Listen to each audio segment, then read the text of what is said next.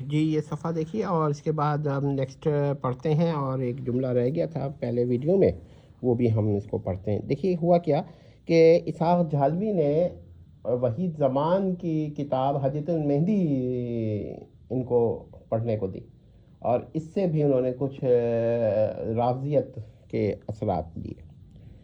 تو یہ دیکھیں کہ یہ ایک مخفی استاد ہے، کیونکہ یہ پہلے بہت انتقال ہو چکا ہے، تو لیکن تو یہ ان کا ذکر نہیں آتا بہرحال۔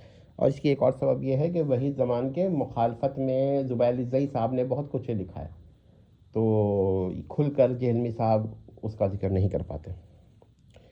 ایسے اسحاق جھالوی کے خلاف بھی ہمارے پاس مواد موجود ہے جو وحید زمان نے کہا، وہی جو زبیر الزئی نے کہا تھا۔ اچھا خیر آگے پڑھ سنتے ہیں۔ تو دیکھیے کہ صرف اچھا جی، اب یہاں پر کیا ہوا کہ اس صورت میں انہوں نے وحید زمان کی ہدیۃ المہندی کے عقائد سے بھی رافضیت کے اثرات قبول کیے یا کروائے گئے ان کو۔ پہلے ہی کچھ رافضیت کی طرف میں اعلان تھا، تو یہ تو مکمل رافضی کے عقائد پر ہو گئے۔ اس لحاظ سے ان کا ایک استاذ وحید زمان بھی ہے، مرزا علی نامی لڑکا اہل سنت دیوبند نہیں ہوا تھا۔ یہ غلط ہے جو یہ کہتے ہیں، ہاں کچھ علماء دیوبند کے ساتھ اس کا وقت گزرا ہے۔ تو یہ بھی دیکھیے گا کہ وہ دیوبندی عقائد اختیار نہیں کیے تھے، اور یہ بھی یاد رکھیے گا کہ بعض لوگ کہتے ہیں کہ جب اس کو اس لڑکے کو مرزا علی نامی لڑکے کو المہند دی گئی، کسی نے دی تھی، کہتے ہیں کہ کسی عالم نے دی تھی، تو یہ اور زیادہ اس سے پریشان ہو گیا، کیونکہ اس کے نظریات مکمل طور پر اس وقت بریلوی تھے، اور اس نے بریلویت کے علاوہ کوئی اور مسلک پڑھا ہی نہیں تھا۔ تو اور اب وہ بریلویت چھوڑ رہا تھا، تو اس نے پھر اپنی نظریات ہر کے لحاظ سے اس کی بھی کچھ باتیں ایسی دیکھیں جو اس کی سمجھ میں نہیں آئیں، تو یہ بجائے اس کے کہ کچھ متاثر ہوتا ہے، اس نے سوالات اٹھائے۔ ظاہر ہے کہ آج کل آپ دیکھیں گے کہ علماء دیوبند جو ہیں وہ مناظرات میں اتنے شوقین نہیں ہیں، اور یہی بات ہے کہ اس کے سوالات کے شاید وہ عالم جواب نہ دے سکے، اور نتیجہ یہ ہوا کہ یہ ان سے بھی گئے۔ اچھا اس سے قبل یہ بتانا اہم ہے کہ ڈاکٹر اسرار سے بھی اس کو کیا کہتے ہیں، یہ سے بھی یہ کسی قدر متاثر تھے کہ بریلوی حضرات کی تکفیر جو وہ ڈاکٹر اسرار احمد کی کرتے تھے، ان پر یہ نکیر کرتے تھے۔ یہ لڑکا علی جو نامی لڑکا تھا، یا مرزا علی نامی لڑکا، یہ کرتا تھا۔ اس وقت ایک مسئلہ یہ پیدا ہوا کہ بریلوی دور حیات میں اس لڑکے نے کسی دیوبندی عالم سے مکالمہ کے دوران کہا کہ جس کی نفی شریعت نہ کرے وہ جائز ہوتا ہے، یا جس کی ممانعت شریعت نہ کرے وہ جائز ہوتا ہے۔ تو اس نے یہ جواب دیا کہ پھر اورل سیکس بھی ممانعت نہیں ہے، ثابت ہے، لہٰذا یہ جائز ہوگا۔ اس پر یہ لاجواب ہو گیا اور اس کو جائز قرار دینا پڑا۔ اس لڑکے کا طریقہ تھا کہ جس کو جائز کہتا ہو اس پر عمل بھی کرتا تھا۔ تو مرزا علی کے اوپر اس کی زوجہ نے جو دھول دھپا فرمایا، اس کا سینیریو بھی یہی معلوم ہوتا ہے۔ تو یہ بھی ہے کہ اس بارے میں مزید خود یہ لڑکا جو اب ایک مرد اور ایک EMAM کے نام سے مشہور ہو چکا ہے، تو یہ خود بیان کر سکتا ہے کہ یہ چیز کس حد تک دخیل ہے۔ بہرحال ہمارے پاس جو سورس آف انفارمیشن ہے اس کے حساب سے ایک دو دفعہ جو دھول دھپے کا انہوں نے کنایتاً ذکر کیا ہے، اس کا یہ اس سینیریو میں اس کو دیکھیے گا۔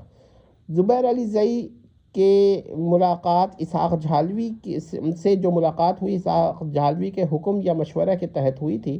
سادہ مزاج زبیر علی زئی گھاگ جھالوی کے ڈسائپل نے یعنی کہ سادہ مزاج زبیر علی زئی کے جو اور گھاگ جھالوی کے ڈسائپل نے یہ جو اس سے سوالات، جو کہ حرفیت پسند تھا، سوالات کیے، تو اور اس حرفیت پسند سادہ مزاج زبیر علی زئی صاحب کو بڑا پریشان کیا۔ یہ بھی ذہن میں رکھیے گا۔ اچھا لیکن زبیر علی زئی صاحب کے تمام تر اختلافات کے باوجود ارشاد الحق اثری، علامہ الشیخ ارشاد الحق اثری صاحب سے بڑے اچھے روابط تھے، اور وہ کیا کہتے ہیں ان کو اپنے سے بڑا عالم تصور کرتے تھے۔ تو زبیر علی زئی صاحب جو تھے یہ اس وقت تک تو یہ رکیا رہا کہ، لیکن جب زبیر علی زئی صاحب کا انتقال ہو گیا تو یہ اپنی عداوت نکالنے لگا ارشاد الحق اثری صاحب کے خلاف بھی، اور بڑی ناپاک اور پلیت زبان ان کے لیے استعمال کی۔ تو یہ ادھر دیکھیے گا کہ یہ اس کی داغ پہلے پڑ چکی تھی، کیونکہ اسحاق جھالوی صاحب جو تھے وہ زبیر علی زئی صاحب کے لیے تو اتنے سخت الفاظ استعمال نہیں کیے انہوں نے، لیکن ارشاد الحق اثری صاحب سے کافی متنفر تھے۔ اچھا بھائی، اب یہ بھی دیکھیے گا کہ زبیر علی زئی صاحب جو ہے سے ایک مسئلہ اور بھی، کہ دیکھیے مسلم شریف کی روایت 3597 اور بخاری شریف کی روایت 2812 سے بھی غالباً زبیر علی زئی صاحب سے اس کا اختلاف شروع ہو چکا تھا۔ ذرا ذہن میں رکھیے گا کہ زبیر علی زئی صاحب سے بھی اختلاف ہوا، اور یہ اس حد تک ہوا کہ زبیر علی زئی صاحب نے اس کو سخت ناپسند کیا، لیکن اس میں ان دونوں روایات کا بڑا دخل ہو سکتا ہے، اور یہی کہ غالباً انہی دونوں روایات کی جو زبیر علی زئی صاحب تشریح کرتے تھے وہ اس کو بالکل یہ مسترد کر دیتا تھا کہ اگرچہ انہوں نے کی ہے مگر قابل تسلیم نہیں ہے۔ تو زبیر علی زئی صاحب کے نزدیک غالباً ایسا ہی تھا کہ جو مسلم شریف کی روایت ہے 3597، اس کو جو جہلمی نظریہ یا اسحاق جھالوی جس طرح تشریح کرتا ہے وہ تحریف القرآن کا، یعنی اس کو وہ تحریف القرآن میں ہی محسوب کرتے ہیں، اور جبکہ یہ لوگ یا تو روایت کا انکار کرتے ہیں یا یہ کہتے ہیں کہ تحریف القرآن جو یہ تشریح کرے تحریف القرآن کی نہیں ہے، مگر تحقیق ہماری بھی یہی ہے کہ یہ جو تشریح ہے وہ سراسر تحریف القرآن ہے۔ تو یہ ایک مسئلہ تھا جو شدت کا سبب بنا۔ اچھا بھائی، مرزا علی نامی لڑکا جو تھا وہ کیا کہتے ہیں زبیر علی زئی صاحب کے انتقال جو کہ 2015 CE میں ہوا ہے، اس کے بعد یہ شتر بے مہار بن گیا۔ زبیر علی زئی صاحب کو یہ منصب تھا کہ وہ مرزا علی نامی لڑکے کے خلاف کے بت کو مسمار کر سکتے تھے، مگر ان کے بعد کوئی نہیں کر سکا۔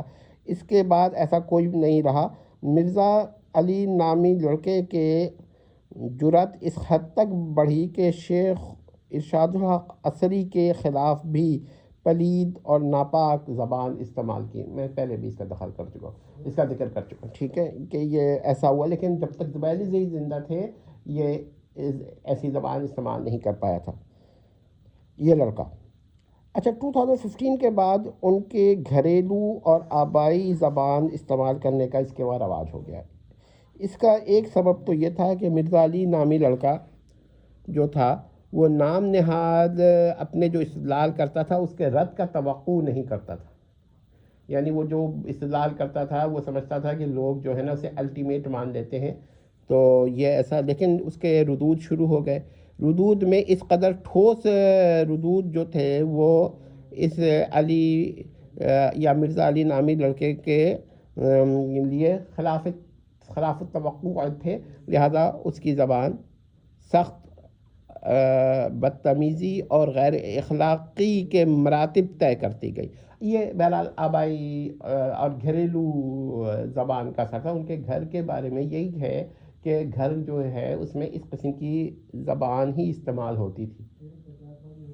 اچھا، 2015 CE میں سے قبل ان کے متنازع عقائد صرف ان لوگوں کو معلوم اس کے تھے۔ اب یہ لڑکا جو ہے اس یہ ایک مرد بن چکے تھے اور جہلمی صاحب بن چکے تھے، EMAM بن چکے تھے، تو یاد رکھیے گا 2015 سے قبل ان کے متنازع عقائد صرف ان لوگوں کو معلوم ہوتے تھے جو کسی خاص حد تک ان سے ان کے تحریک سے، ان کے نظریات سے منسلک ہوتا تھا، یا ان کو معلوم ہوتے تھے جن سے یہ مرزا علی نامی لڑکا جو تھا مکالمات کر چکا تھا۔